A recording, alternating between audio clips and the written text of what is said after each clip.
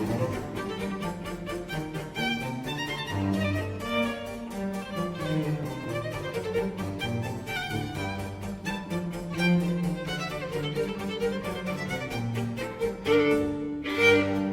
boa tarde. É com muito prazer que apresento a nossa convidada para a tertúlia de hoje, a professora Helena Freitas, professora da Universidade de Coimbra e vice-reitora da mesma universidade. A professora Helena tem um percurso muito vasto, muito rico, e eu vou só salientar algumas das suas funções, passadas ou atuais. Doutorou-se em Ecologia da Universidade de Coimbra e realizou um pós-doutoramento na Universidade de Stanford, nos Estados Unidos. É atualmente professora catedrática do Departamento de Ciências da Vida e é diretora do Jardim Botânico.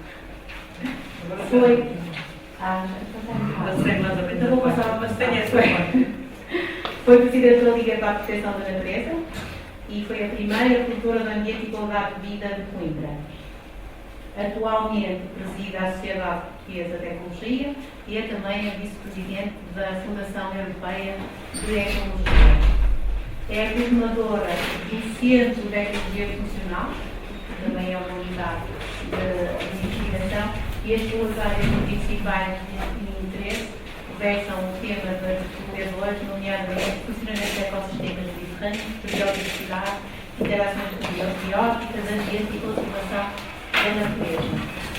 Nós temos tido o privilégio nos últimos anos com a professora Helena Freitas no âmbito de trabalhos relacionados com esta temática da tertúlia, nomeadamente a floresta, e é um prazer tê-la hoje connosco para partilhar a sua visão sobre a valorização do território e das florestas. E não é para isso que estamos aqui hoje. Eu vou dar a palavra à professora Helena Freitas. Muito obrigada por ter aceito o convite. Eu queria também começar por agradecer o convite para vir aqui à Escola Superior de Ecologia, onde tenho vindo nos últimos tempos com alguma regularidade. O convite inicial foi feito pela Margarida. Agora nem tinha visto.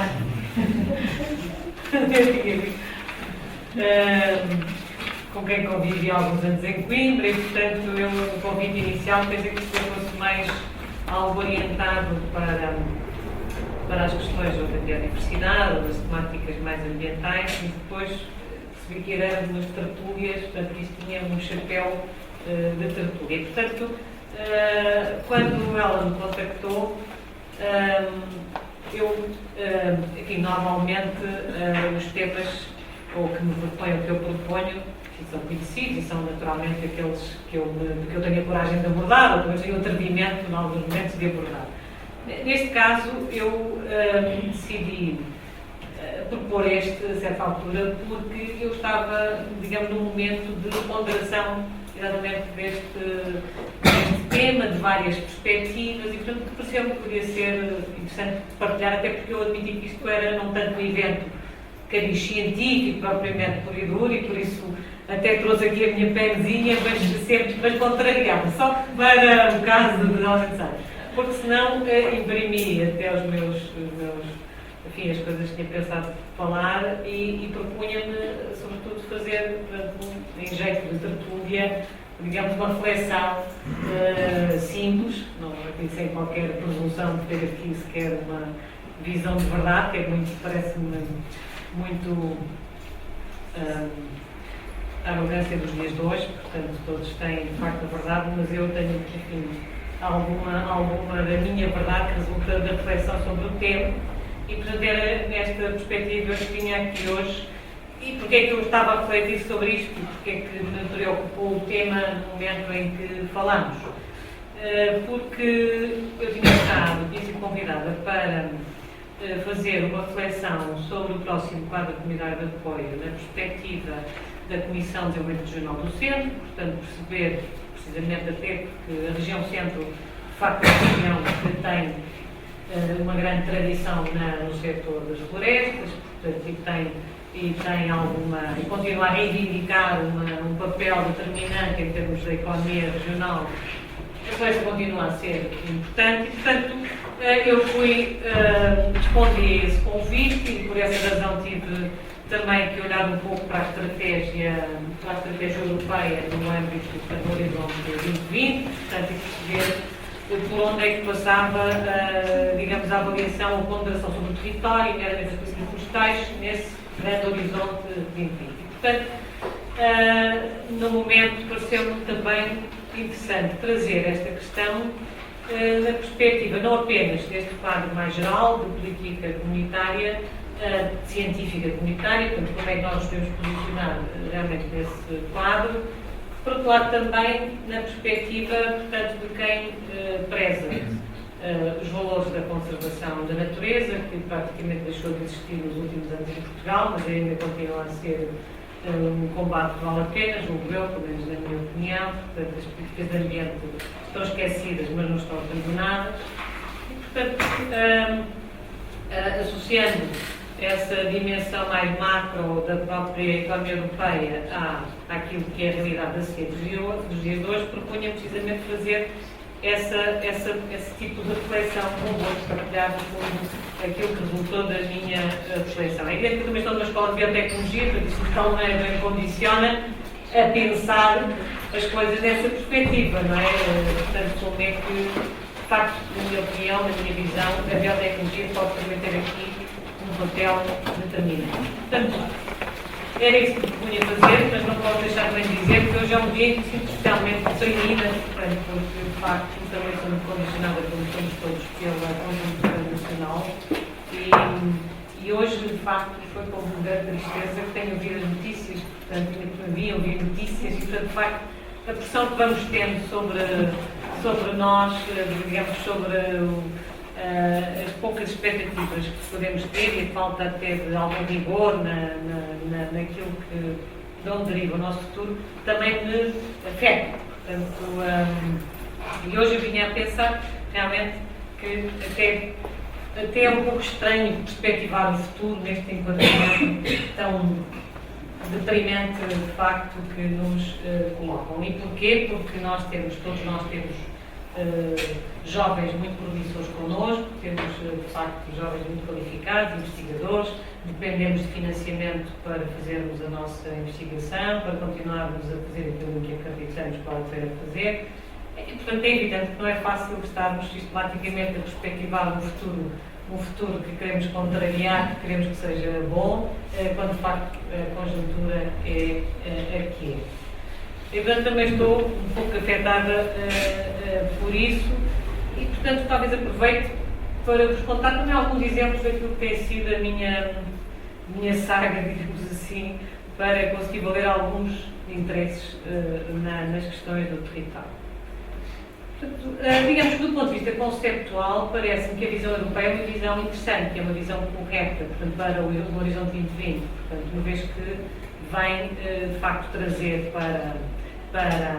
digamos, para a discussão e para a investigação, inclusivamente, portanto, digamos, o território, os recursos endógenos, portanto, uma perspectiva da chamada bioeconomia, portanto, até é interessante para a biotecnologia, portanto, como é que podemos, de facto, explorar aquilo que são os nossos próprios recursos na perspectiva de os rentabilizar, de os tornar, de facto, mais úteis à comunidade e, portanto, nessa perspectiva, parece que até conceptualmente nós estamos numa viragem interessante das políticas científicas no quadro europeu e particularmente para o território, porque é interessante que se comecem de facto a apontar de uma forma mais objetiva, por exemplo, coisas como a concretização das diretivas no domínio da conservação, a concretização das diretivas a habitats, portanto, e a sua extensão ao domínio marinho, portanto, isso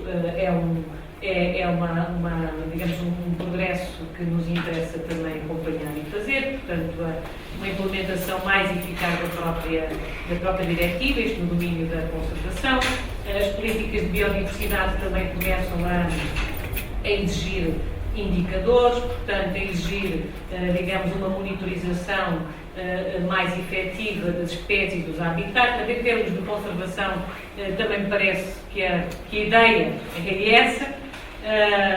Parece também interessante, globalmente, as estratégias de baixo carbono, portanto, em áreas urbanas, portanto, a necessidade de passarmos a recuperar também novos territórios, enfim, eu até tive a oportunidade de olhar para provavelmente até conhecem, mas para a última apresentação da Comissão Europeia relativamente à Estratégia 2020 e, portanto, no domínio do território, de facto, aponta para a necessidade, de facto, de estratégias de baixo carbono em áreas urbanas, para a transição entre meio urbano e rural, estratégias de baixo carbono em áreas rurais, para a necessidade, digamos, de implementar uma estratégia para a floresta, a recuperação das zonas industriais abandonadas, património natural e cultural, a orientação também de políticas de litoral. Portanto, há, digamos, globalmente, parece que há uma orientação mais firme para políticas que salvaguardam os interesses da conservação. Agora, isto acaba por ser um pouco, enfim, não parece realmente aquilo que, em bom rigor, depois nós percebemos que acontece no domínio nacional. Mas digamos que internacionalmente e concretamente no espaço europeu, eu acho que há conceptualmente uma viragem positiva da política de ciência e da política florestal, porque ela vem também incorporar, por exemplo, as questões da certificação, da qualidade, procedimentos que me parecem mais rigorosos. Isto teríamos que ir muito mais longe, mas, por exemplo, acabarmos definitivamente com a questão dos biocombustíveis de primeira geração, que tem causado um impacto tremendo e, portanto, e ainda que vai durar, perpetuar uns anos na nossa situação, em concreto, em Portugal. Isto agora vou chamando alguns casos para precisamente também exemplificar o que me parece que tem sido um desastre tremendo das nossas grandes opções estratégicas. Os biocombustíveis, de facto, fizemos opções desastrosas, portanto, fizemos as centrais de biomassa, que são basicamente centrais de queima de matéria vegetal, portanto, que nada tem de inovador sequer. Eu fiquei chocadíssima quando percebi que foram dezenas de milhões de euros gastos no último quadro tributário de apoio na chamada inovação para a indústria dos pellets. Portanto, eu acho que a indústria dos pellets deve andar por cá desde o Parlamento Superior, portanto, não vejo francamente onde é que está a inovação, mas é verdade que gastamos dezenas de milhões de euros para patrocinar tanto a indústria de pellets como sendo, de facto, uma opção estratégica inovadora no contexto nacional. Portanto, com tudo o que isto representa em termos de impacto florestal, portanto, porque, de facto, evidentemente não há avaliação do ciclo de vida das florestas. É evidente, um outro exemplo, por uma circunstância, fui visitar, por exemplo, a fábrica da Sonai em Mangualde, que nessas semanas estava fechada por não tinha matéria-prima, por exemplo, não tinha matéria-prima, porque a matéria-prima foi desviada para o papel, e, portanto, a fábrica só não deixou de funcionar mais tempo porque conseguiu ter essa matéria-prima do norte de França, porque tinha havido, felizmente, um incêndio, muito curioso, um incêndio no norte de França e, portanto, disponibilizou a matéria-prima, e, portanto, este é o tipo realmente de coisas que acontece e que, enfim, pode continuar a acontecer. Mas digamos que no quadro comunitário é importante que depois daquele desastre que foi a encomenda da percentagem de biocombustível que devia derivar diretamente dos recursos biológicos, foi pelo menos alguma viragem, digamos, condenar em definitivo uma forma de obtenção de energia que claramente não é compatível com os interesses até mais nobres daquilo que pode ser o interesse nacional. Portanto, é de facto uma opção a esquecer e, portanto, felizmente, isso parece-me que não acontecerá, porque aquela ideia peregrina de que, de facto, a incorporação de carbono era feita depois ao longo ciclo de vida das plantas, essa ideia caiu por terra. Mas a verdade é que foi uma opção que tivemos e ainda restam algumas. O que não quer dizer que eu não seja a favor da utilização da biomassa em determinados contextos, em determinadas unidades dimensionadas, etc. Agora, na escala que foi pensada, sem qualquer, digamos, análise de ciclo de vida, de facto foi um grande disparate, na minha opinião, e é aquilo que eu venho apresentar. Portanto, isto é, enfim, mais um exemplo, penso eu, de uma viragem no contexto europeu que pode ser benéfica. Claro que agora a aposta vai ser nos biocombustíveis de segunda geração, e aí, por exemplo, há um domínio imenso do trabalho que pode ser feito pela biotecnologia. Portanto, a utilização da biomassa lenhocelulósica para a obtenção de energia com tecnologias avançadas é, de facto, um domínio em que a biotecnologia pode dar um contributo muito interessante a vários níveis, ao nível de algumas tecnologias que onde até surgir jusante, estou a pensar, por exemplo, em drogas enzimáticas e outro tipo de situações, na obtenção até de espécies com maior, digamos, com atributos mais relevantes para este tipo de utilização. Portanto, isso é uma outra orientação estratégica que um quadro europeu vai condicionar necessariamente aquilo que estamos a fazer cá, que eu penso que é positivo. Agora, é evidente que não será positivo enquanto, mais uma vez, se nós não tivermos o trabalho de casa feito, também não podemos avançar por aqui. E isso é uma das questões que me preocupa no domínio da floresta. É tradição já falarmos da ausência, de facto, de um cadastro nacional e ficamos sempre à espera de um cadastro nacional.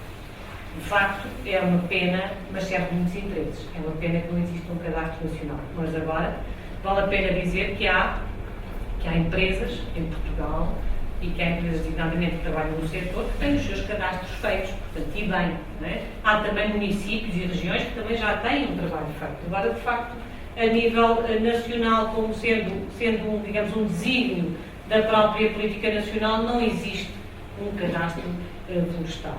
Eu acho que podemos desistir que ele venha a acontecer, porque ele, de facto, não interessa a muita gente. Não interessa que exista um cadastro florestal. Essa situação é muito mais interessante para que possam imperar as situações.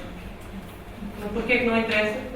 Olha, por entre outras coisas, por isto que eu agora aqui disse. Porque, de facto, não interessa, se calhar, saber qual é a matéria-prima efetivamente disponível, de onde é que ela provém, as situações de fitossanidade, que existem também, portanto, e até onde é que elas vão, e, portanto, parece-me que, para alguns dos interesses, é preferível esta situação pouco clara, portanto, não é? E a verdade é que, incrivelmente, nós continuamos a não ter esse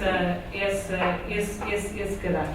Eu penso que ele só também não interessa porque depois vamos ter que pensar, isto é um mar de coisas, como é que vamos introduzir a política fiscal nesta área, a quem é que cabe pagar o imposto de quê, depois temos os problemas todos inerentes à própria atribuição do bem, a quem é que pertence, portanto, enfim, isto depois traz todo um conjunto de procedimentos que vão intervir, se calhar, nos tribunais. Portanto, a verdade é que eu estou convencida que nós, melhor é aplicarmos, termos um cadastro excelente e passarmos ou apostarmos num cadastro razoável. Portanto, tecnicamente não será tão elaborado, mas serve, pelo menos, minimamente, os interesses do território. Eu acho que é por aí que vamos caminhar e penso, aliás, que várias das associações de municípios vão fazê-lo como projeto estratégico. Portanto, eu espero que sim, porque se não conseguirmos ter um panorama global, mas tivermos parciais, eu acho que nos conseguimos fazer algum esforço de conjugação daquilo que existe. Portanto, penso que isso é um processo que é importantíssimo que se venha a fazer. Portanto, no domínio, propriamente, então, em Portugal, as situações que me parecem problemáticas e que nós temos que passar a valorizar, aliás, a questão da valorização está também muito presente na própria ciência associada ao território, da ecologia, à biologia, à própria biotecnologia. Portanto, como é que podemos valorizar a floresta e o território? E no domínio florestal, nós de facto temos uma floresta muito diferenciada, portanto, que não é toda igual, que é valorizada, isso também é do conhecimento de todos, portanto, a espécie de facto mais importante da nossa floresta continua e continuará a ser por algum tempo o eucalipto, portanto, é a espécie dominante na floresta portuguesa. Enfim, não é uma espécie autóctone, toda a gente sabe, mas é verdade que é uma espécie importante para a economia nacional, portanto, eu não sou daquelas pessoas que pensam, digamos, que devemos eliminar o eucalipto, sou das pessoas que pensam que o eucalipto deve ser utilizado, digamos, enquanto se justificar do ponto de vista da atividade económica, mas também nos territórios em que ele é adequado, em que ele, de facto, não põe em causa valores mais altos do ponto de vista da conservação também dos recursos naturais. E, portanto, mas é uma luta difícil, mas não há dúvida nenhuma que o eucalipto ainda é, digamos, uma espécie com interesse para a economia nacional, ainda é e ainda será por alguns anos, embora toda a gente saiba que as coisas também estão a mudar por essa via. Por outro lado, em seguida, digamos, a espécie que nós temos também muito valorizada é o pinheiro, e aí, em concreto, a região centro está a sofrer muito os problemas que afetam o pinheiro, portanto, os problemas fitossanitários que afetam o pinheiro, é um problema gravíssimo, portanto, de facto, nós corremos sérios riscos de deixar de ter a breve prazo, de facto, o pinheiro bravo na região centro e no país, se continuarmos a ter esta expansão, este problema fitossanitário a expandir-se como tem acontecido. Eu penso que dificilmente conseguiremos assegurar a manutenção do pinheiro. A fileira do pinheiro, ainda por cima, é uma fileira bastante mais desorganizada, enquanto que a fileira do eucalipto, de facto, está organizada, está bem estruturada, tem competências técnico-científicas. À escala global, ela também está bem organizada, portanto, a expectativa até é que a fileira do eucalipto aumente em cerca de 20% nos próximos, enfim, 5, 10 anos. Portanto, o eucalipto vai expandir-se à escala global. E não é apenas para o Porto Real, é também para a energia. E, portanto, a grande aposta da fileira do eucalipto é a energia, claramente.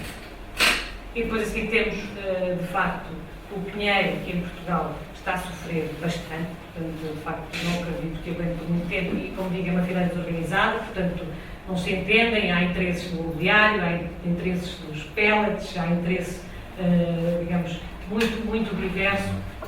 E é uma pena porque o pinheiro ainda assim oferece aquilo que também parece importante na floresta, que é a capacidade, ainda assim, de segurar as populações. Portanto, o pinhal, ao contrário do eucaliptal, ainda preserva, digamos, o território, alguma manutenção das populações e alguma ligação ao território. E de tal maneira que, se perguntarem a maior parte dos concelhos do centro do país qual é a sua paisagem, para eles é o pinhal, indiscutivelmente.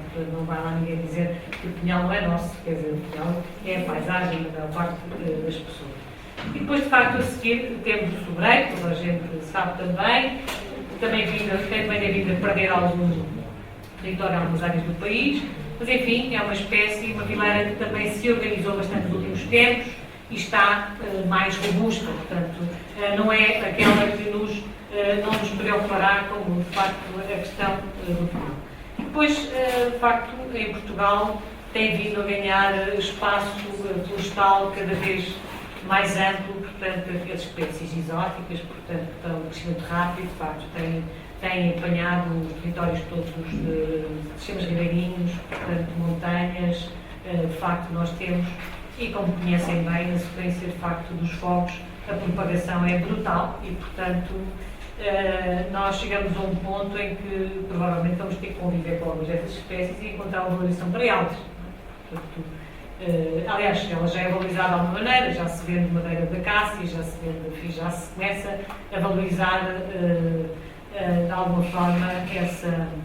Porque enquanto não tivermos a capacidade de fazer alguma gestão, isso acontecerá naturalmente, portanto, a propagação dessas espécies julgo eu, inevitável sem, de facto, uma gestão efetiva do território. Portanto, há algumas metodologias que podemos tentar aplicar, mas é impossível, porque tudo para, na conservação da natureza não se consegue. Eu sou uma pessoa que há alguns tempos venho preconizando o controle biológico como forma de controle de algumas espécies importantes, nomeadamente algumas acácias e em áreas mais frágeis, mas o vosso guia está pronto e pendurado há 3 anos no ICNV, no Ministério do Ambiente, e eu estou convencida que não sairá de lá. Portanto, Portugal tem sido o primeiro país europeu a fazer até uma aposta no controle biológico, não foi a Inglaterra, simplesmente porque o dossiê ficou parado. Portanto, é muito difícil, de facto, criar alguma dinâmica nesta área, porque depois temos permanentemente este trabalho de bastidores, esta inconsistência das políticas nesta área, de facto, do território. Agora, esta ideia peregrina de se fazer um ministério como aquele, que não tem nada realmente ninguém. Primeiro que se acho que vão chegar ao fim dos 4 anos sem se entenderem lá dentro, é impossível, porque de facto parece-me que não é uma opção viável e, de facto, se quisermos ter um interlocutor para discutir as questões do território, nós de facto não temos. Não temos um interlocutor para discutir as questões do território. Empurra-se de uns para outros e não se chega muito longe. Portanto, em termos de florestais, isto havia imensa coisa por dizer, parece-me que, mas no número geral, este é o quadro que temos, portanto é um quadro de facto de grande fragilidade, em que os incêndios continuam a ser um problema dominante e crescente. Portugal continua a gastar cerca de 1.000 milhões de euros, não é meu, foi um relatório encomendado pelo próprio Presidente da República. Portanto, Portugal gasta cerca de 1.000 milhões de euros por ano no combate aos incêndios florestais. Portanto, esta é uma boa medida que o Sr. Ministro das Finanças poderia ir buscar algum dinheiro, portanto, mas praticamente não conseguimos de facto que a aposta na prevenção seja eficaz. Portanto, de facto é uma tragédia, e é uma tragédia que não termina, porque é evidente que uma das consequências imediatas dos incêndios florestais, para além da própria da perda digamos, da matéria vegetal, da perda do sequestro de carbono, da perda de uma série de fatores de natureza mais ecológica, é evidente que isto condiciona muito até a expectativa que as próprias populações podem ter. Lembrar os últimos incêndios que aconteceram, por exemplo, nas áreas de montado sobre o Iazinho, quer dizer, é evidente que eu não posso pedir a pessoas que têm 60, 70, 80 anos que voltem a apostar, de facto, numa espécie que estará daqui a 50 anos, quando as pessoas percebem que os seus filhos e netos já vivem em Lisboa, ou no Porto, etc. E, portanto, não querem saber, de facto, daqueles territórios. Portanto, realmente temos no país pessoas muito diversas, mas problemáticas, porque falar na recuperação de espécies autóctones, portanto, neste contexto, é complicado, porque, de facto, quem é que quer apostar verdadeiramente? Não é o Estado, é a indústria também não tem que o fazer, enfim, a indústria tem que o fazer quando digamos, quando tem algum rendimento, se é legítimo, que a indústria espera ter algum rendimento das suas apostas, dos seus investimentos, enfim, alguma responsabilidade social, evidentemente, mas, enfim, a indústria tem esse objetivo. Portanto, se o Estado não o faz, de facto, se o próprio Estado não tem capacidade para fazer essas apostas, de facto, torna-se difícil. E mais ainda quando tudo está feito para que se faça exatamente ao contrário, portanto, e que não se consiga fazer. Mas eu acho que ainda assim, como a ideia também é trazer propostas para a valorização, nós, julgo que no próximo quadro de comunidade de apoio nós temos algumas chances de contrariar um pouco esta lógica, não é? E, portanto, desde logo, a própria organização dos municípios à volta, de facto, da região, o olhar sobre a região e elencar projetos estratégicos na perspectiva mais da região e não tanto do município, que é sempre o nosso grande drama, são as fronteiras, a fragmentação do território, digamos, as políticas muito orientadas para uns territórios pequeninos, portanto, esta incapacidade de olharmos no horizonte mais amplo que temos tido, parece-me que começa a haver um movimento no sentido contrário. Portanto, de facto, de nós começamos a pensar mais no território numa lógica mais ampla e, portanto, em estratégias mais coletivas. Isso é importante, porque isso vai certamente beneficiar a conservação. Se conseguirmos esta amplitude, conseguimos, por exemplo, olhar para a bacia hidrográfica, para os tributários de um rio, e, portanto, e pensar a reflorestação, por exemplo, dos tributários ou do próprio rio. Mas não é fácil, porque as coisas não estão feitas assim. Eu lembro-me que há 3 anos atrás, 4 anos atrás, fui ter com a então Ministro do Ambiente, que era a Dulce Pássaro, e disse: vocês têm no programa eleitoral os pólis dos rios, vamos fazer um pólis para os rios de montanha da Serra da Estrela. Portanto, são de facto rios magníficos, e mais agora, depois daquilo que se perspectiva para alguns tributários do Douro, de facto, os rios da Serra da Estrela são rios magníficos e talvez venham a ser até referências como o Rio Alba, etc. Não é? Portanto, eu disse: vamos fazer um pólis para os rios de montanha, vamos reabilitar, porque de facto têm sido massacrados com fogos, portanto tem sido de facto. Nós temos conselhos na região centro, lembrar do Conselho de Caraçá Nova, que arde totalmente cada 9 anos. Totalmente, o Conselho arde totalmente. Portanto, é uma coisa louca. Portanto, com as consequências que isto tem para a perda de produtividade, perda de solo, etc. E também da qualidade da água que ali temos. E falei nesta hipótese, e, portanto, isto implicava toda a região da Serra, implicava 2 milhões de euros. Digamos, isto em grosso modo, não eram para mim, eram para os municípios que... mas na altura ela disse-me simplesmente que não podia porque estavam todos os 50 milhões que havia para o programa estavam no teste. Estavam na para-teste para entregar ao Polis Tejo. Este foi o programa Polis pensado para os reis de Portugal. Portanto, nós, muito frequentemente, portanto, temos este tipo de... É difícil contrariar realmente alguma lógica instalada. Isto não pode ser. Não é? Portanto, nós realmente temos que pensar o território e contrariar estas... Isto está sistematicamente a acontecer e nós temos que ter alguma capacidade para contrariar. E devo dizer que o mais interessante disto tudo é que ela até era do Oliveira do Hospital, a senhora internista, até era natural do Oliveira do Hospital. E ela até, digamos, por afeto queria fazer, mas nunca possível. E agora depois, as razões para isso, vamos percebendo, à medida que o tempo passa, vamos percebendo muitas razões que levaram a muitos projetos e continuam a levar muitos projetos que não se fazem em Portugal.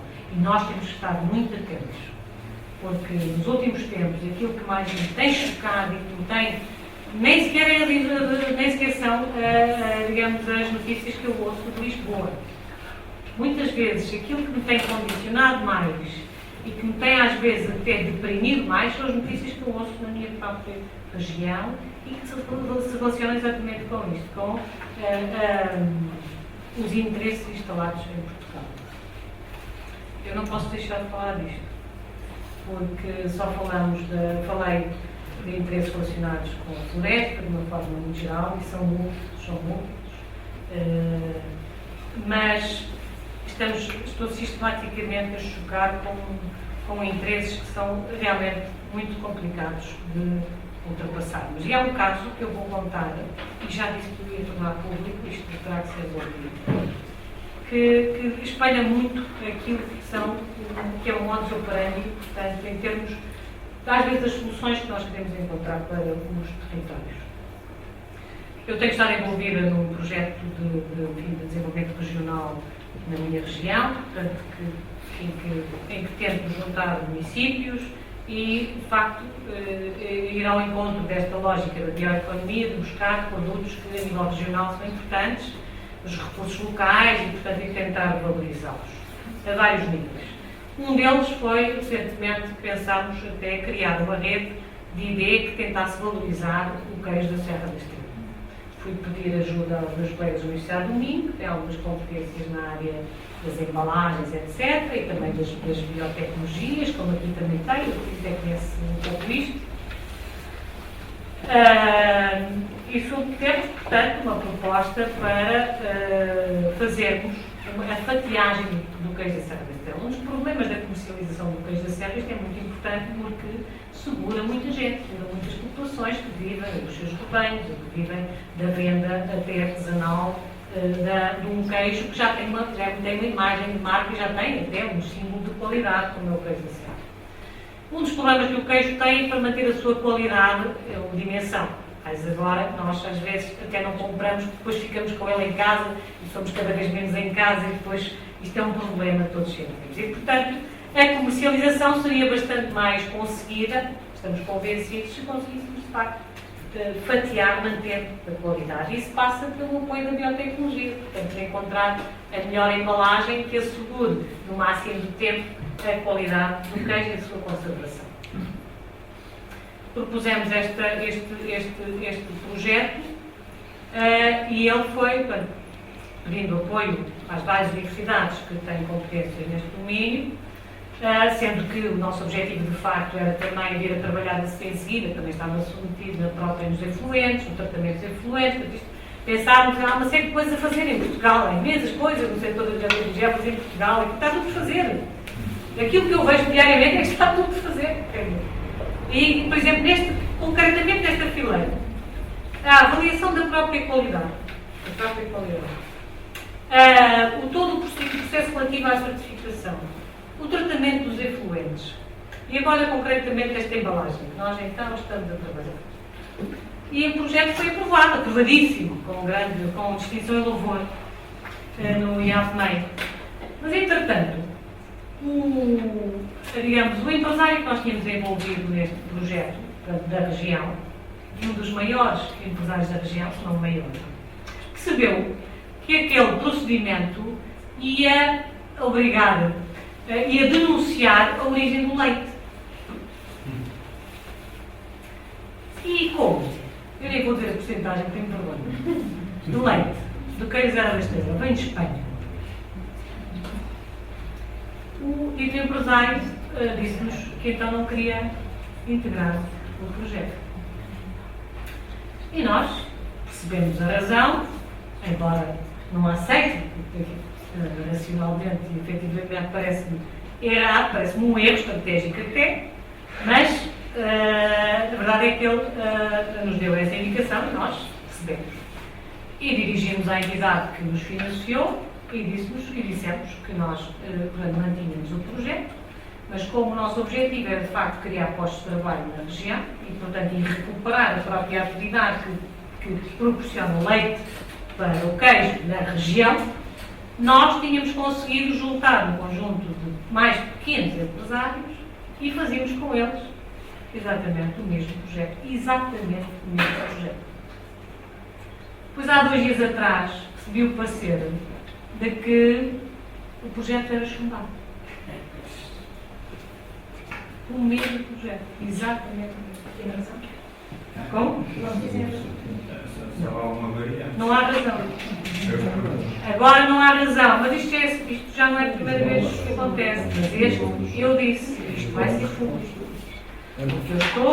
Eu tenho um projeto que visa restabelecer uma atividade, apoiar uma atividade, tem interesse para a economia da região e do país. O projeto é aprovado com todo o mérito científico. Tem até várias universidades do país envolvidas. Nem sequer cheio para mim. Tem várias. Não é? Por circunstância que nós fizemos, fomos instruídos assim pela própria entidade financiadora, tudo bem, mudamos apenas, mas em vez de mudarem apenas a entidade, a submetem exatamente na nossa alteração. Foi isso que fizemos. E recebi há 2 dias então a indicação de que o projeto era chumbado. É evidente que já estão em pânico, já me telefonaram hoje a dizer que eu tenho a calma, que evidentemente que vão analisar a coisa. Mas, desculpem lá, isto são procedimentos muito frequentes e que nós não podemos aceitar. Quando o objetivo, de facto, digamos que a lógica é realmente regional, de apoio ao território, de apoio às atividades que mantêm vivo o território, a verdade é que, por alguma razão, não vou agora deixar-me sequer, dispenso as interpretações, mas isto aconteceu há 2 dias. É evidente que o projeto vai ser aprovado. É evidente que vai ser aprovado. Mas eu lamento que isto tenha que ter sido assim. Mas já não é a primeira vez. E, portanto, nós, de facto, cidadãos, temos que estar muito atentos, porque nós temos, em lugares públicos, indo com uma suposta interpretação científica de determinadas propostas que nós queremos, de facto, para valorizar os territórios, que são muito condicionadas, e nós, de facto, temos que estar atentos a isso. Porque o que está em causa já não é só a nossa ciência, os nossos papers, os nossos projetos e o dinheiro que temos para a nossa investigação. O que está em causa já são interesses que, na minha perspectiva, vão muito além disso. E, portanto, isto é um exemplo de valorização do território, portanto, que nós temos estado a fazer, onde eu acho que vale realmente a pena apostar. Acho que as universidades devem estar atentas concretamente agora, no próximo quarto de apoio, e desde já, porque quem está a fazer no território o planeamento estratégico das apostas que Portugal vai ter no próximo quarto de apoio, se nós não estivermos lá, com os municípios, com as associações de municípios, com as comissões de coordenação, se nós não marcarmos presença, quem está a fazer o planeamento estratégico que vai depois atribuir o financiamento para os grandes projetos nacionais, não são as universidades. Eu não estou certa se haverá isenção suficiente, infelizmente, em muitas situações, para de facto se fazerem as melhores apostas. E nós realmente nesse aspecto já não podemos perder muito tempo. Nós já falhámos muito, já perdemos muitas opções de facto de valorização do território. Também temos coisas positivas, é evidente, não é? Mas temos que aproveitar muito bem o próximo quadro. A minha mensagem que eu tenho tentado, de facto, e tenho tentado ir a todas as reuniões que posso da própria região e com os municípios no sentido de apoiar as apostas, porque nós de facto não podemos ir a todas, mas há setores que precisam imenso do nosso apoio. Por exemplo, o setor agrícola de uma maneira geral está imensamente carenciado em tudo. Ainda há pouco tempo me pediam, por exemplo, ajuda, o setor até da vitinicultura, que eu pensava que era um setor mais organizado, e é organizado, mas as debilidades que ainda tem, portanto, o estudo das castas nacionais, a sua suscetibilidade à doença, às alterações do clima, à produtividade, tudo isso está por fazer.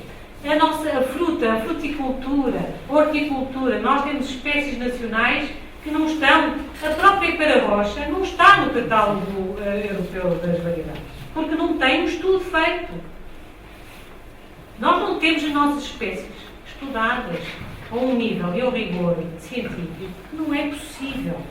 Não é possível. E há uma carência nestes setores que eu tenho percebido, é que de facto as universidades também têm aqui alguma responsabilidade. Então, há imensa coisa a fazer. Eles precisam, por exemplo, da produção de plantas. A produção de plantas. A maior parte dos nossos agricultores vai comprar as plantas. A Espanha, a França, a Itália, a Suécia. As análises de qualidade que eles precisam para poderem circular no espaço europeu, e mais agora no próximo ano, nós vamos ter exigências de certificação, etc., muito mais apertadas, e não temos, de facto, resposta no Estado. Não há resposta no Estado. E, portanto, eu realmente acho que nós temos muitas oportunidades de valorizar o nosso território, desde a conservação da natureza ao domínio das florestas, sem dúvida, mas sobretudo também a opções que sejam opções sustentáveis, ligadas ao território. Procuremos também soluções a todos os níveis, ao nível da energia também, as respostas que podemos ter nos territórios. Certamente ao nível da alimentação, aqui, é claro que eu não dispensei de fazer aqui uma análise mais global daquelas questões mais clássicas que ouvimos sempre, por exemplo, da concepção do próprio Millennium Ecosystem Assessment, portanto, dos serviços dos ecossistemas e do bem-estar humano e da valorização também nessa perspectiva, evidentemente que também acarinho, mas, enfim, estando numa escola de biotecnologia, parece-me que o vosso desafio é muito maior. Ainda a terça-feira reunia, por exemplo, com a aquacultura do país, a aquacultura, enfim, também havia pessoas do país, mas com a aquacultura, eu, por exemplo, o Presidente da Câmara da Figueira, Mira tem a Pesca Nova, está desejoso de fazer qualquer coisa no domínio da aquacultura, por exemplo.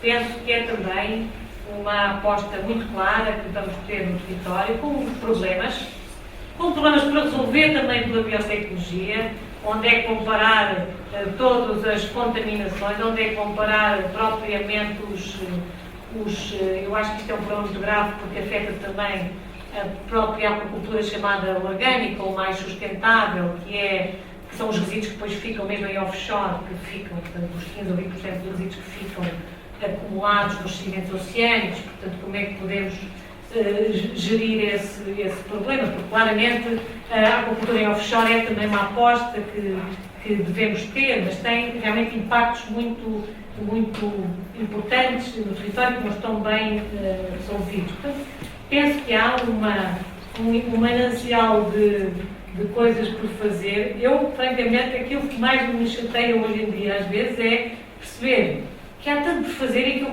quero fazer tantos projetos, mas, ainda por cima, quanto mais projetos eu fazer, parece que o país está exatamente a trabalhar em sentido contrário àquele que é o meu, porque à medida que encontro desafios, sou um bocado alimentada por desafios e, portanto, de facto, faz-me muita confusão perceber isso, perceber a quantidade de coisas que nós podemos fazer na área do carbono. É evidente que agora estamos a viver um momento frágil, não é? Que, bom, mas enfim, o carbono não vale dinheiro, não é? Portanto, os créditos de carbono são pouco interessantes no mercado europeu ou internacional. Mas isso impede-nos de fazer uma opção de políticas de baixo carbono? É claro que não. Portanto, acho que devemos continuar, de facto, a fazer esse investimento. É claro que há investimentos que me chocam a mim, no domínio mais da ética ambiental, há investimentos que me parecem excessivos e até às vezes pouco interessantes, mas também estão a acontecer e que são inegáveis e que também têm a ver com o território e com a sua valorização. Ainda estive aqui no Porto numa tertúlia também interessante, convocada pelo Alexandre Quintanilha, e havia pessoas da biologia integrativa e havia pessoas, enfim, do setor da nanotecnologia, e, portanto, de facto, há um manancial de tecnologias que começam, que surgem e que têm a sua importância e que estão, certeza, muito futuro.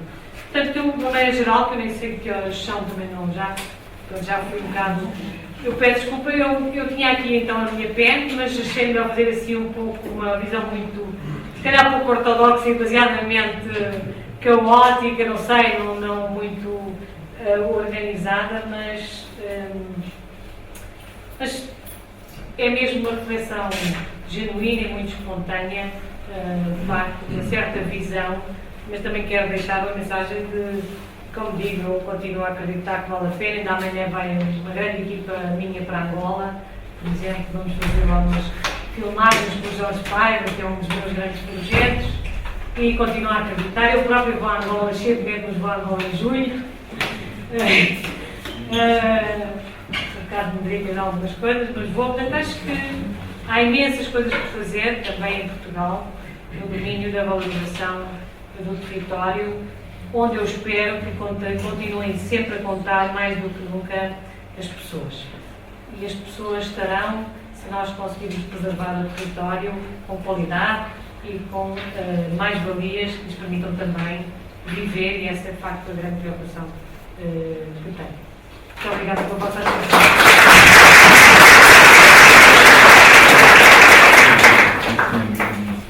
Muito obrigada por esta reflexão.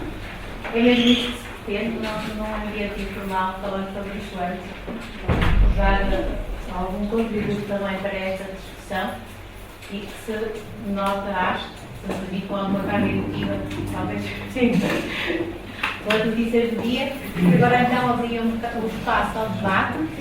Temos aqui uns 10, 15 minutos para termos uma conversa ainda com quem esteve ouvido, que pode ser colocar alguma questão sobre os diversos temas que a professora Helena falou. Passo ao debate. Vai ser a primeira? Não vai ser a primeira? Olá, viva.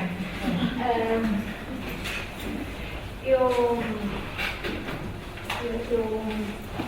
gosto sempre de tirar conclusões, não é? Daquilo que eu. Mas parte sempre presta atenção, tenho que tirar conclusões. E dada esse levantar uma ponta do véu sobre o mau funcionamento das instituições a nível central, e não só, dá a sensação que enquanto não se resolver isso, não se vai conseguir resolver o resto, não é? Portanto, ficamos aqui um bocado na história do ovo e da galinha. Até que ponto é que basta estar alerta e observar e acompanhar, ou na verdade, os cientistas acabam por ser chamados a tomar o papel de críticos políticos, interventores sociais e portanto, arriscar imenso, porque depois podem ser vistos como o sapateiro que sobe acima da fitela, não é? Mas quando estes bloqueios se perpetuam, e desde que nesta vida eles têm-se perpetuado, já estou a falar de décadas, não estou a ver em que é que mais do mesmo vai resolver alguma coisa. Não vai resolver nada. Portanto, as propostas para a valorização têm de ser, se calhar, propostas para a revolução. É a minha pergunta.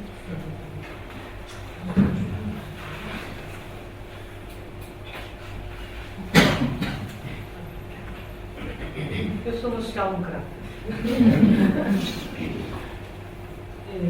Mas nunca, portanto, estive ligada a nenhum partido político, nunca tive essa.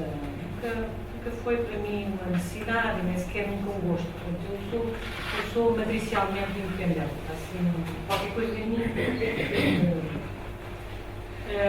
Mas hoje de manhã, até por algo, enfim, tom em jeito, meio de brincadeira, mas não exatamente de brincadeira.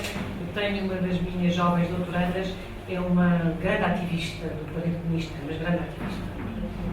Eu, por graças a Deus, de manhã, olha, as próximas organizações que forem, eu também vou consigo. Até porque o meu estado de espírito hoje era um pouco este. E a Margarida tem toda a razão, portanto, há realmente uma sensação que começa a ser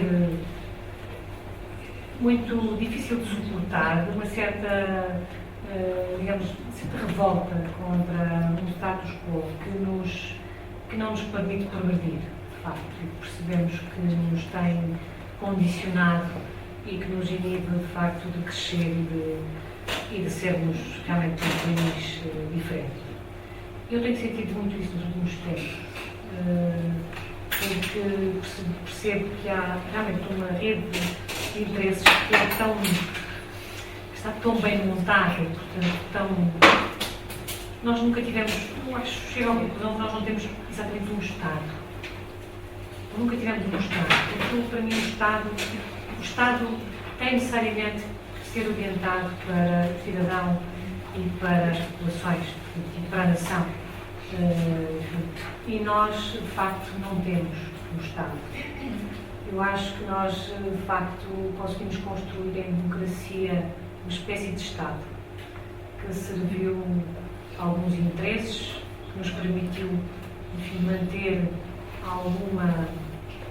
alguma entidade, alguma credibilidade, mas temos falhado redondamente naquilo que é essencial. E, portanto, eu, ultimamente, também tenho participado mais ativamente nessas lides públicas, contrariada, muitas vezes, porque eu realmente gosto de fazer a ciência. Mas eu sinto que nós temos que fazer a diferença. E nos últimos tempos, de facto, porque percebo que a rede de interesses é, de facto, tão impregnada, tão lesiva, de facto, do interesse das populações em geral, que se calhar nós temos que ser um pouco mais revolucionários.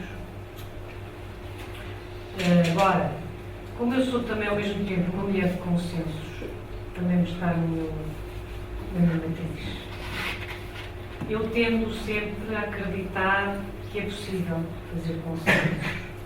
E portanto, vou conseguindo, cada vez com mais dificuldade, compatibilizar a matriz revolucionária com alguma vontade de fazer esses consensos. Agora, eu acho que nós vamos mesmo ter que fazer rupturas, porque não é possível. Não é possível e tens razão. Portanto, nós, provavelmente, por muito boas ideias que queiramos fazer, elas são tão necessárias e, portanto, digamos, e combater esta situação é tão urgente que, se calhar, não vai ser possível, de alguma forma, um modelo consensual que eu gosto de preconizar, se calhar nem sempre será possível. Não sei. Portanto, o que eu te posso dizer é que eu vivo essa angústia muito forte nos últimos tempos. Admiti ter uma intervenção mais política, mesmo sem, muitas vezes, com algum custo pessoal, mas se calhar acho que vai ter que acontecer. Vamos ter que ser mais a fazer, porque a situação, eu acho que é grave. Quer dizer, então, quando hoje ouvimos, eu peço desculpa, não estou aqui a defender coisíssima nenhuma, nem não tenho, portanto, como digo, um partido propriamente, não sou militante coisa nenhuma, mas quer dizer, é grave quando nós percebemos que que as opções têm que ser sempre umas, porque se não forem essas, alguém é liquidado, ou o secretário de Estado tem que ir embora, ou o ministro tem que ir embora, ou o outro é decapitado, etc. Portanto, ou são aquelas, claro, não são nenhumas, e portanto isto é grave. Não sei, mas é por isso que é um pouco, isto é um pouco até, digamos, é um contraditório difícil de gerir no dia a dia, porque ao mesmo tempo todos nós temos que avançar, olhar para a frente, acreditar, ter expectativa, sonhar. Parece que todos de repente deixamos de sonhar. Não nos deixa? E não pode ser. Não sei, pode ter uma coisa difícil. Que eu faço todos os dias.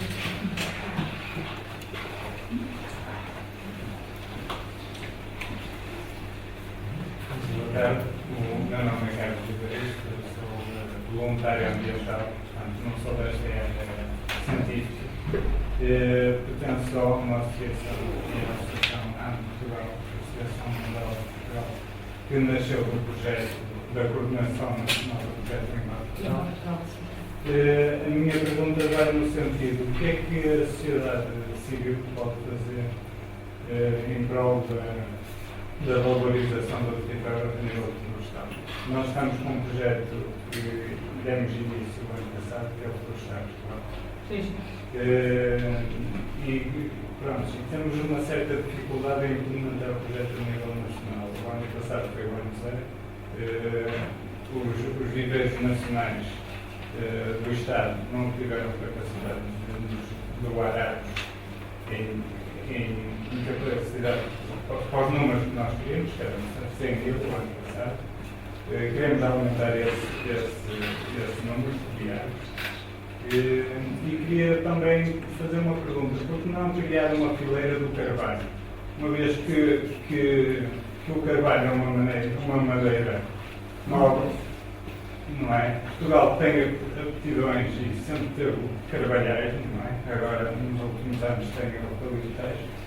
Por que não criar uma fileira de carvalho, uma vez que existe a do Sobreiro e do Pinhal? Até porque acho que o carvalhal, com as mudanças climáticas, era capaz de mitigar um bocado estas mudanças, não sei até que ponto. Não, tem toda a razão.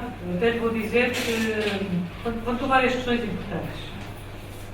Uma é, evidentemente, porque é que o carvalho não tem também uma fileira, porque é que o carvalho também não é uma espécie que nós podemos ir ali a um viveiro, os tais viveiros que existiam, os viveiros existiram, mas deixaram praticamente de existir. Existiram 56 em 1962. Deixaram praticamente de existir. E eu, por acaso, quando foi criada a Fundação Mata do Buçal e se fez a reabilitação de parte dos viveiros, a minha sugestão na altura foi exatamente essa: porque é que não se aproveitam, de facto, os viveiros e não se faz nos viveiros, portanto, a partir daqui, digamos, a valorização das espécies autóctones, das espécies florestais autóctones, exatamente para o país. Mas não foi possível, não teve aceitação. Agora a Fundação até está, os vistos até foi extinta, ou corre esse risco, e, portanto, não sei se isso acontecerá. Mas é muito difícil, sabe? Eu dou-lhe um exemplo muito prático. Eu tenho sido diretora do Jardim Botânico de Coimbra. O Jardim Botânico de Coimbra tem o maior banco de sementes do país, que tem mais de 140 anos. Anualmente conseguimos manter no banco de sementes para cima de 1.500 espécies. Eu nunca consegui ter um apoio do Estado, nem de ninguém. Não, nunca consegui. Nós mantemos o banco de sementes com o orçamento do jardim. Tenho feito um esforço tremendo para conseguir apoios. Já fiz os projetos possíveis.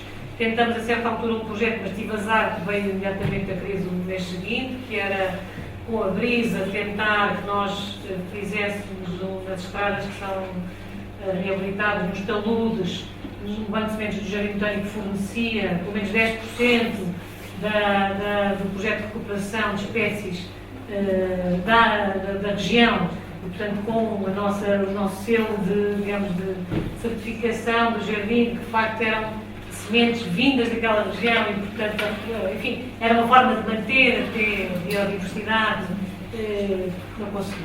Portanto, neste momento, qualquer dia não tenho sequer pessoas qualificadas para fazer a colha de semente. Portugal não continua sem ter um banco de sementes nacional. Enfim, há um Braga, um Minho.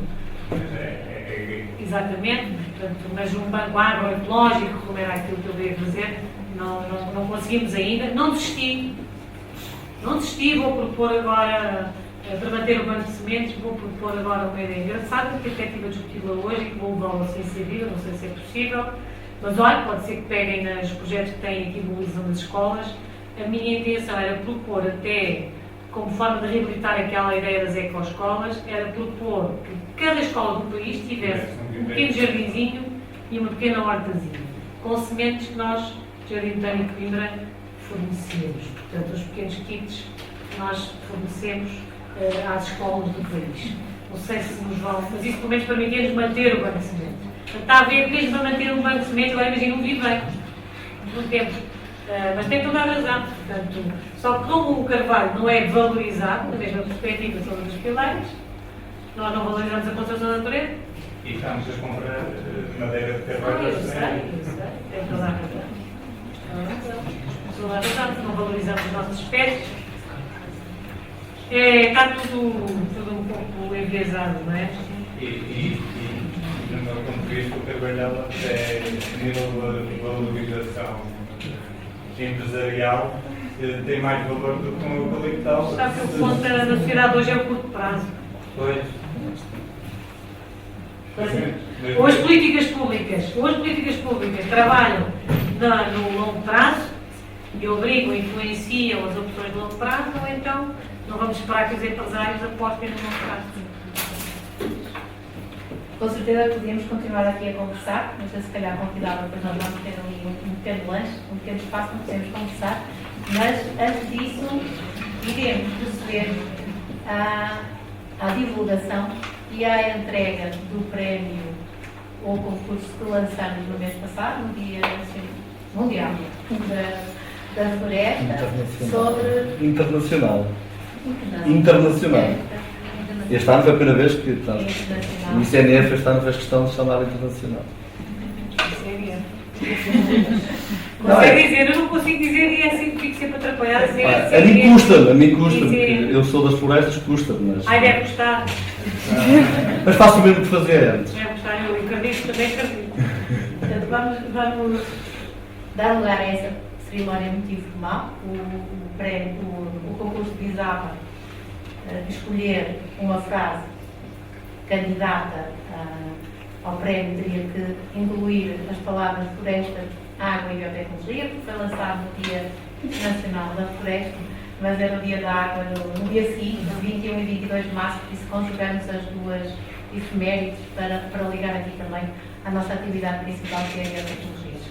Este concurso foi lançado em condução com a Florestas e eu ia pedir à minha Zona Bandeira para se juntar aqui a nós e também foi patrocinado pela EDP, por exemplo, a expositora se puder também.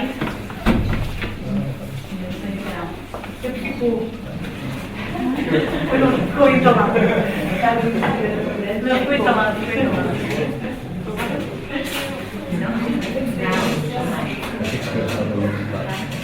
Nós consideramos muito importante esta iniciativa, a Floresta também colabora connosco nestas. A Floresta entrou ou participou em primeira vez do concurso, consideramos, e cada vez mais, e acho que muitas caras aqui conhecidas concordam, que só através da sensibilização e da educação florestal e neste âmbito veículo, que tem também a água e a biotecnologia, é que conseguimos mudar atitudes e comportamentos para com a floresta. Através do passo a palavra, da trazer a floresta para a ordem do dia, é que conseguimos mudar alguma coisa também na floresta. A participação da EDP tem a ver com o interesse da nossa organização, que cada vez está mais próxima das universidades, que são uma fonte de conhecimento essencial para podermos ter um desenvolvimento económico sustentável e, como fui aluno aqui da casa, tenho um prazer em servir de ponto, especialmente para as iniciativas que são desenvolvidas pela Escola Superior de Tecnologia. E representarei nós, ou outra edição, e eu vou passar a palavra às Ana Freitas, que tem aqui a seu cargo Portanto, e o vencedor é, ou e a vencedora é, não faço ideia. Neste caso é mesmo verdade, não faço mais pequena ideia. Mas faz parte do júri. Sim, mas não sei quem. Bom, então leio o que está aqui, não é? De mais de 100 frases concorrentes, ganhou. É uma senhora. Tenho de dar aquele suspense. Teresa Carvalho, com a frase: a biotecnologia consiste numa estonteante floresta de mistérios que emerge por entre as profundezas das águas em direção à inovação.